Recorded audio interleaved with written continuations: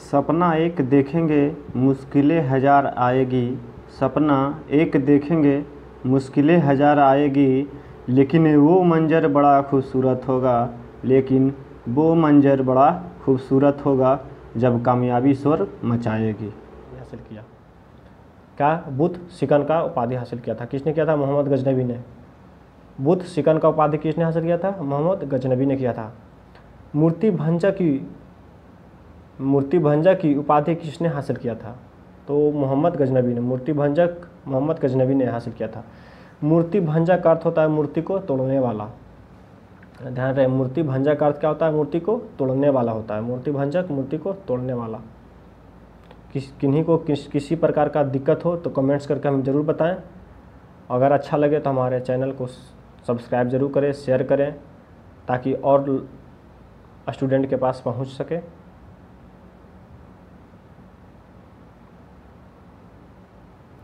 महमूद गजनबी का भारत पर आक्रमण करने का उद्देश्य क्या था? तो महमूद गजनबी का भारत पर आक्रमण करने का उद्देश्य था धन को लूटना तथा मध्य एशिया में बड़े साम्राज्य को स्थापित करना। पहला क्या था? धन को लूटना। दूसरा मध्य एशिया में बड़े साम्राज्य को स्थापित करना। तो लूटा भी, बहुत सारा धन लूटा, लेकिन उन्होंने साम्राज्य स्थापित नहीं कर पाया। मोहम्मद गजनबी ने थानेश्वर पर आक्रमण कब किया था? तो 1014 ईस्वी में किया था। मोहम्मद गजनबी ने थानेश्वर पर 1014 ईस्वी में आक्रमण किया था। मोहम्मद गजनबी ने कन्नौज पर आक्रमण कब किया था? 1018 ईस्वी में किया था। हम इसके पहले बताए थे, हिंट दिए थे थोड़ा सा, कि मोहम्मद गजनबी ने कन्नौज पर आक्रमण कब किया था? 1018 ईस्वी में किया था। 1018 ईस्वी में किया था। महमूद गजनबी ने गजनबी के आक्रमण के समय कन्नौज में किस वंश का शासक था? तो जिस समय मोहम्मद गजनबी ने कन्नौज पर आक्रमण किया था उस समय गुज्जर प्रतिहार वंश का राज चलता था। गुज्जर प्रतिहार वंश की राजधानी कहाँ थी? कन्नौज थी। कन्नौज। गुज्जर प्रतिहार वंश की राजधानी कन्नौज थी। ध्यान रहे, मोहम्मद गजनबी जिस समय कन्नौज पर आक्रमण किया था तो उस समय कन्नौज में गुज्जर प्रतिहार वंश का शासन चल रहा था, और गुज्जर प्रतिहार वंश का राजधानी कहाँ था? कन्नौज था। कन्नौज था। महमूद गजनबी के आक्रमण के समय कन्नौज का शासक कौन था? तो राजपाल था। कन्नौज का शासक राजपाल था। जिस समय मोहम्मद गजनबी ने आक्रमण किए थे कन्नौज पर, उस समय वहाँ का शासक राजपाल था। गुज्जर प्रतिहार वंश का अस्थायी संस्थापक किसे माना जाता है? हरिश्चंद्र को। हरिश्चंद्र ने गुज्जर प्रतिहार वंश का स्थापना किया था, लेकिन इन्हें न मानकर नागभट्ट प्रथम को संस्थापक माना जाता है। किसे? नागभट्ट प्रथम को गुज्जर प्रतिहार वंश का संस्थापक माना जाता है। अगर एग्जाम में पूछे कि गुज्जर प्रतिहार वंश का अस्थायी संस्थापक, तो हरिश्चंद्र। अगर पूछा जाए गुज्जर प्रतिहार वंश के अस्थायी शासक, तो नागभट्ट। ध्यान रहे, अस्थायी हरिश्चंद्र और अस्थायी तो नागभट्ट। कन्फ्यूज नहीं होना है।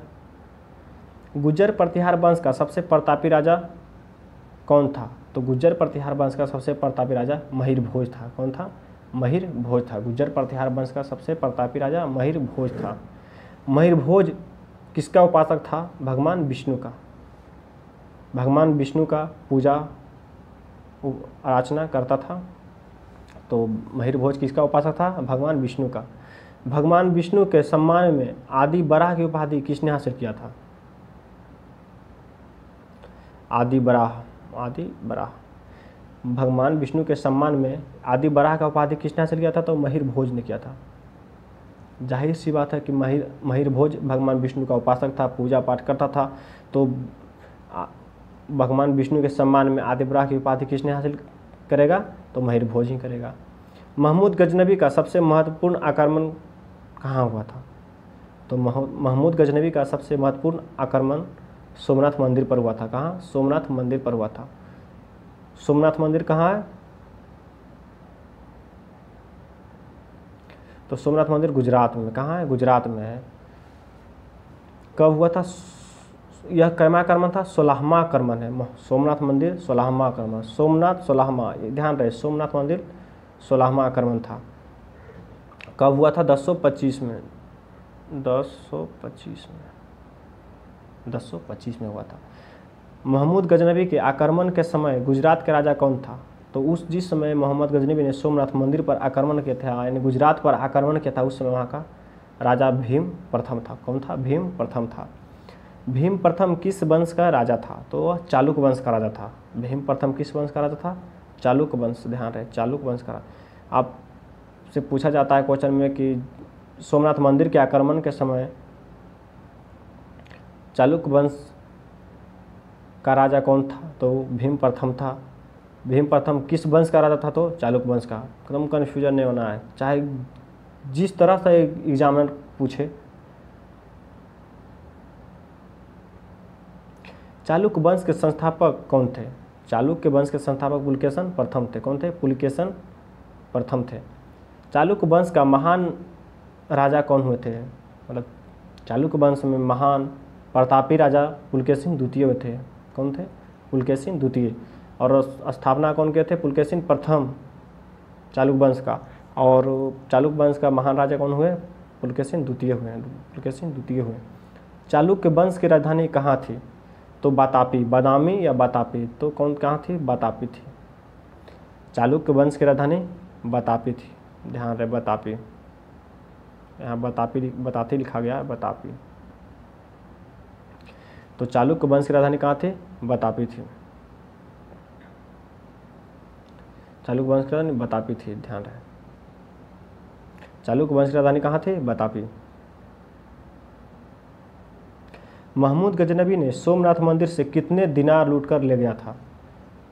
तो महमूद गजनबी ने सोमनाथ मंदिर से लगभग 20,000 दिनार लूटा था। कितना? लगभग 20,000। तो महमूद गजनबी ने सोमनाथ मंदिर से लगभग 20,000 दिनार लूटा था।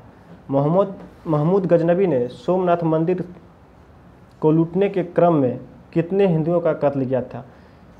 तो जब वहाँ का शासक भीम प्रथम के साथ ही इधर और मोहम्मद गजनबी के साथ युद्ध हो रहा था, तो युद्ध में लगभग 50,000 हिंदुओं को मौत के घाट उतार दिया गया था। 50,000 हिंदुओं को मौत के घाट उतार दिया गया था। तो मोहम्मद गजनबी ने सोमनाथ मंदिर को लूटने के क्रम में कितने हिंदुओं को कत्ल किया था? लगभग 50,000। और कितने दिनार लूटा था? लगभग 20,000।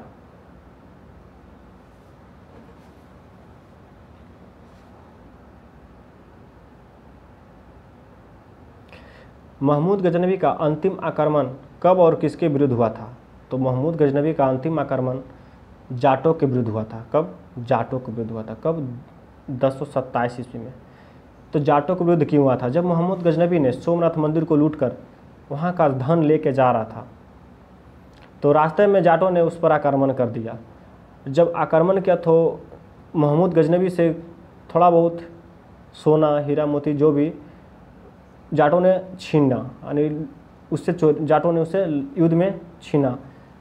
जब महमूद गजनबी को से छीना, उसके बाद महमूद गजनबी ने फिर 1027 ईस्वी में जाटों से लड़ने के लिए फिर से भारत आया, और यहाँ भी जाटों को पराजय का सामना करना पड़ा और महमूद गजनबी यहाँ भी विजय हुआ।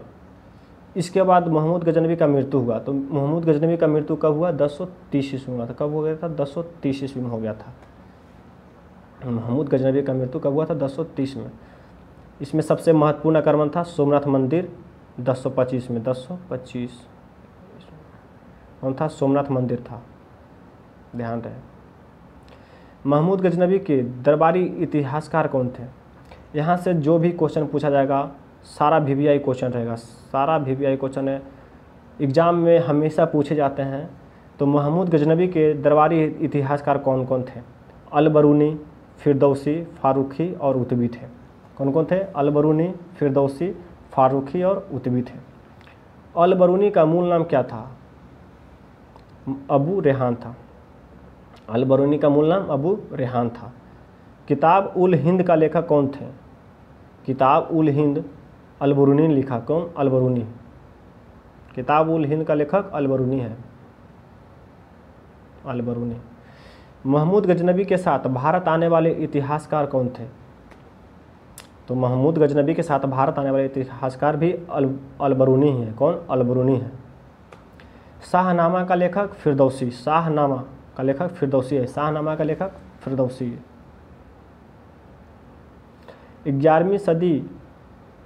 11वीं सदी का दर्पण किस ग्रंथ को कहा जाता है? तो किताबुल हिंद को कहा जाता है। किताबुल हिंद।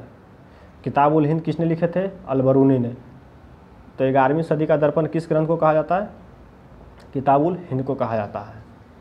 अलबरूनी का मूल नाम क्या था? अबू रेहान। तो अलबरूनी किताबुल हिंद का रचना किए थे, जो कि 11वीं सदी का दर्पण कहा जाता था। महमूद गजनबी के सिक्के में किन 2 भाषा का प्रयोग किया गया था? महमूद गजनबी ने जब सिक्का चलाया तो उसमें 2 भाषा का प्रयोग किया गया था। कितने भाषा का? 2। कौन कौन? तो अरबी एवं संस्कृत। अरबी एवं संस्कृत भाषा का प्रयोग किया गया था।